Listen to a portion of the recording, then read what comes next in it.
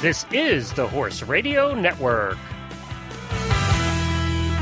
You've just landed in episode 509 of Horse Tip Daily. A different horse tip, a different equine topic, a different equestrian expert every day.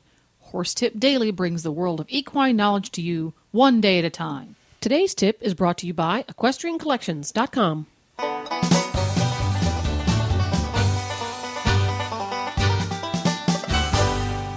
Hi, Coach Jen here, and thanks for tuning in to Horse Tip Daily. Today's tip is from Dr. Wendy Ying. Dr. Ying is co-host of the driving radio show here on the Horse Radio Network, as well as one of the very few female competition four-in-hand drivers in the world. She is also a veterinarian and also practices traditional Chinese medicine. Today's tip is the fourth in a 7-part series about the 5 elements of Chinese medicine, and today's element is earth. But first, a word about today's sponsor, EquestrianCollections.com. When dedicated equestrians need quality name-brand products for themselves, their horses, or their stables, they go to EquestrianCollections.com. Why, you may ask? Because of the astounding variety of top name-brand products that can be found there. EquestrianCollections.com knows that you want products that you can count on, and they have thousands of them available at competitive prices. And they don't stop there. You can also take advantage of savvy shopper email programs, rider reward programs for your stable or club, and even sign up for special unlimited shipping.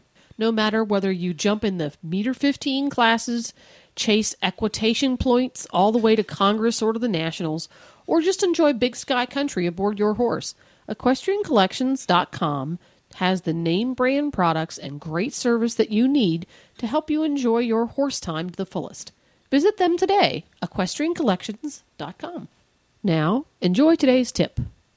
Well, now we have to do every show we talk traditional Chinese medicine because we are in the presence of an esteemed doctor. And we were talking about Wendy in case anybody didn't figure that out. So, Wendy, we've been doing the 5 elements of traditional Chinese medicine. And we've covered 2 of them at this point, right? Yes, we've done wood and fire, and this week is earth. Okay, and if you missed the previous ones, go back and listen to past shows.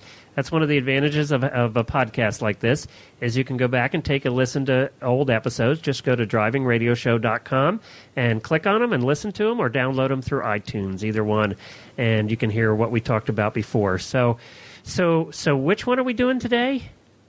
We're doing the earth element. Earth. Okay, so if you're at home trying to figure out which one you are, today could be your lucky day. Today could be your day. And in fact, earth elements, earth horses and dogs are my favorite because they're like totally laid back. They're well grounded, as we say. They're kind of thoughtful and really friendly. They're like, just like the kind of cool Californian temperament. So they're the high hippies from the 60s. They're the high hippies from the 60s, exactly. Oh, cool. They like rock and roll music? And they like any music. As long as it's music, dude, they like it. Okay. But I think that for me, I love a horse like that because they're totally happy to be with me and do what I want to do. But then the bad thing about the earth is sometimes they can be a little bit lazy, but they're very food driven. So, they're really easy to train with food, and they're not flighty at all. They're like, if they get scared, they might look at it, but they're not going to get all freaked out and run away. So if we go back to, when Helena was talking about that she's a fire and she bought that Arab that's a water, that's kind of fearful. Like a beginner person that has a kind of hyper temperament would do really well with an old earth horse. You think an old trail quarter horse because they've seen it all, and they're earths are also nurturing, so they like to take care of you. My first pony was that way. Was definitely an earth. Now that you say it, because she took care of me. She had come from the Amish actually, and she was just laid. She knew it all, and when I'd do something wrong, she'd throw her head. And that was her way of telling me, you're doing it wrong. Keep doing it till you do it right. Right. And then when I do it right, she'd be fine. But she guided us, and she, she saved my butt. We were in cities with that pony and parades and everything, and she saved my butt more than one time. So is that another trait that they'll try and take care of you? Yeah, and like especially since you didn't know what you were doing, Right. then like the pony. Well, I'm not saying that, but No, I you know, didn't. like, That was true. but so Earths, especially if you don't know what you're doing, they like that because then they're like, oh, well, I can take care of them. So So then if the you say nurturing type. right, so then let's say a wood driver got in, like, I'm going to teach this pony how to do dressage. Well, that pony probably just stomp her feet and stand there. Like, you're not teaching me anything. You know, but they like beginners because they enjoy taking care of you, but they don't enjoy being bossed. Like if you're going to try to boss an Earth because you think you're going to overpower it, they're going to be really stubborn and just be like, whatever, try. You're like, you and what army are going to overpower me? So like, you know, your pony sounds exactly like these little like small ponies that are stay in the hunter ring forever with a million kids on them. Yeah. They're so good for the little kids, but then the big kids try to get on and ride them and they just get dumped. Right. And you know what? So- You couldn't ride my pony either. She didn't want any parts of anybody riding her. And Oh, you know, really? It's interesting, too, and I would be interested to know if this is a trait. She was not a very good mommy. She had a baby while we had her, and she was not a terrific, over-caring mother. She was Really? kinda laid Maybe back she was about too that, lazy too. to take care Yeah, of them. I think that's what yeah, maybe it was too much She was- work. Yeah, that's right. I think she was just kind of lazy, you know? Yeah, she's probably like, well, here, I have the milk, but you need to do everything Yeah, else. right. Figure it out.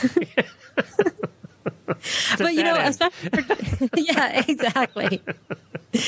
Yeah, but sometimes Earths can get unbalanced and they get really worried and they start to like second guess themselves. So sometimes it's hard for them to learn something new without, you know, once they learn their task, they're okay. But they start to worry if you're doing something new. So, and sometimes they don't want to be away from their friends. Mm-hmm. So that's probably the only downside of the Earth.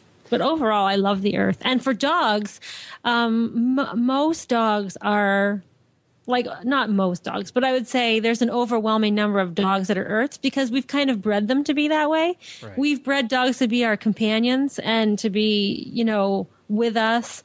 And so like the typical lab that loves to eat food and lay around and be a good part of the family, that's an Earth. My greyhound, my new greyhound, has been laying here. I'm in bare feet, and she is laying here with her head on my foot for the last Aw. half hour of recording. So That's cute. I think she kind of fits in that category. Now, tell me with people. So if you're an Earth person, you're the laid back, sort of get along type. What kind of horse would be best for you? What element of horse would be best for you? Oh, well, the Earth horse wants an Earth person. Okay. Because they're lazy. So they want somebody that, like, you know, shows up at the barn and is like, oh, you know what? It's hot. It's like 5 o'clock. I'm tired from work. Let's just go for a trail ride. Or better yet, why don't I just groom you and I'll give you carrots? Like, that's the Earth's dream owner. Okay, but now how about from the owner's point of view, is that really their dream horse? Well, it could be if they just have, you know, like say you're an Earth person and you want to like go to the world championships, it'd be really hard to have an Earth horse because you're a little bit lazy anyways. Then your horse Two is, lazy like, people aren't going to the world championships. Yeah, and I'm not saying lazy. I'm just like not like overly motivated. You know what I'm saying? Like Not a fire or like a yeah, or a wood. So like the this is a great point to bring into how all the elements work together. So I'm kind of going around in a wheel if you imagine it. So we did wood, we did fire, and we did earth now. So the fire is the mother of the earth. Okay, so the fire is a nurturer of the earth. So like we're kind of like overly energetic and like always wanting to do things. So that kind of motivates the earth to go do things. And then the earth is the like the wood is the grandfather of the earth. So it kind of keeps them in track. So the wood is like kind of dominant and aggressive and has goals. So if you have like a kind of lazy horse, and a wood person would get on and be like, you know what? I don't care if you're tired today. We're working, you know, and can make them work through the issue and can bring out the best in the earth.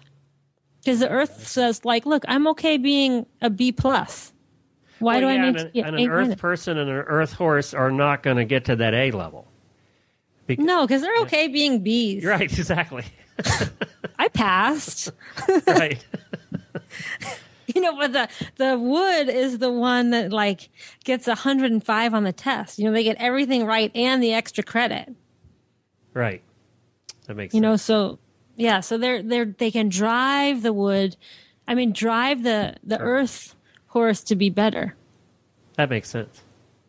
All right, cool. But then it can, yeah. So what's the next one on the wagon wheel? The next one is the metal. Okay, so we talk about metal next.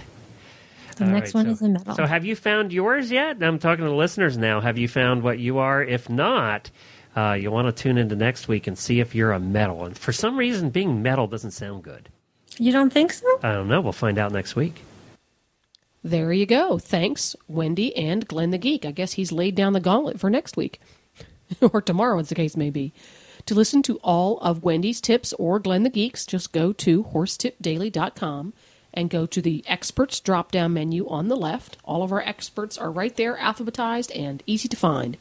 You can also go to Wendy's website at www.sportcob.com. Please stop by the Horse Tip Daily Facebook page and let us know what you think of the tips you hear on the show. It's also a great place to tell us about topics you'd like to hear us cover. You can subscribe to all of the great shows of the Horse Radio Network through iTunes or Zune and get your horse podcasts automatically downloaded to your iPod, Zune, or MP3 player. I'll be back again tomorrow with another new expert and a different horse tip. Until then, go ride your horse! The Horse Radio Network and the Horse Radio Network hosts are not responsible for statements of guests or their opinions. Use your own judgment when listening to the tips provided by the experts on Horse Tip Daily.